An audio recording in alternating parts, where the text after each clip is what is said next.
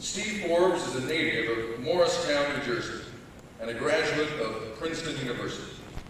Mr. Forbes is President and CEO of Forbes Incorporated. He is also Editor-in-Chief of Forbes magazine. Steve served in a variety of capacities under both Presidents Reagan and Bush, and in addition to his business activity, from 1993 to 1996, Steve Forbes served as Chairman of Empower America.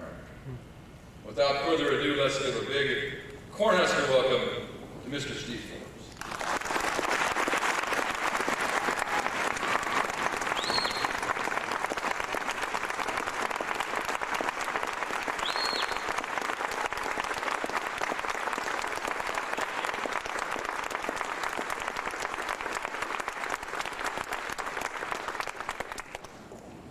Thank you very much, Scott, for your very gracious introduction. I know that all of us now know that former Vice President Quayle wished to be here this afternoon, but his mother is now in the hospital. And I know I speak for all of us here, extending to his mother and the Quayle family our thoughts and our prayers. Our meeting here today comes in an extraordinary time in American history and in world history. America has it within her grasp to enter one of the most extraordinary, fabulous eras in human history. People a choice. They can stay with the old system, trust the bears, good luck, or go with the new system, where eventually the majority of your Social Security taxes will go to Gettysburg Address, 272 words, America's Declaration of Independence, 1,300 words, the Holy Bible, which took a few years to put together, 783,000 words, the Federal Income Tax Code, its attendant regulations, 7.5 million words and rising. And nobody knows what's in there. Nobody. I don't know. Scott doesn't know. You don't know. The IRS doesn't know. So what's to be done with a beast like this? Well, once in a while you can take a cue from Hollywood, like those old monster movies. What should we do with this beast? It's very clear. We should take this monster and once and for all take this beast, kill it, drive a stake through its heart, bury it and hope it never rises again.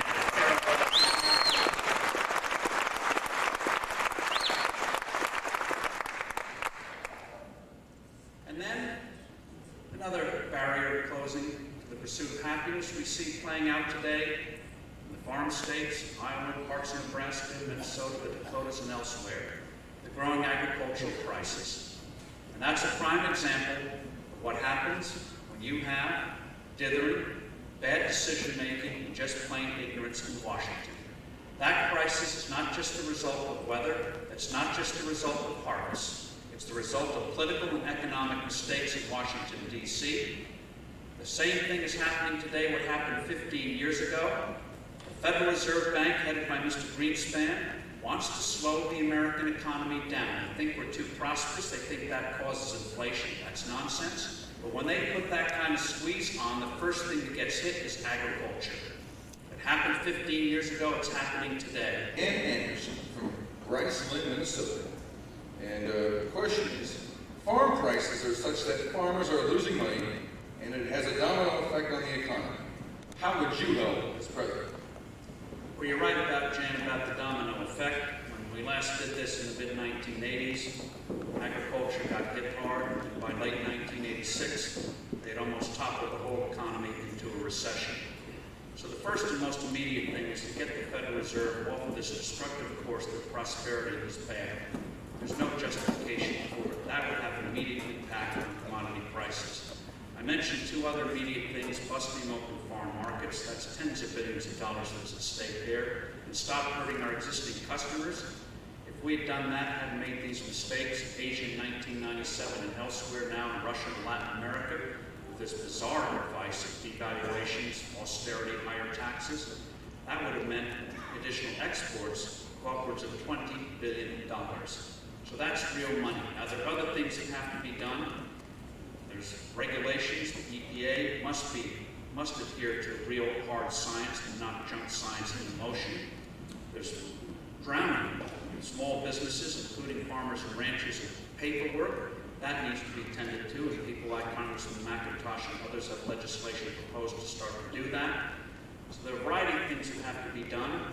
If the antitrust laws have been violated, we have to enforce the law.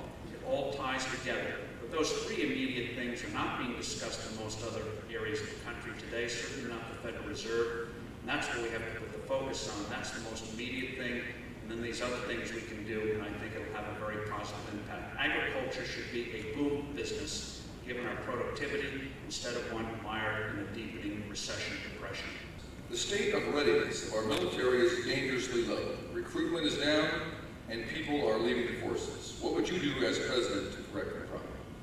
You're absolutely right that our military is being hollowed out. You would have thought, after 20 years ago, what happened to our military in the 1970s, we'd have learned lessons from that.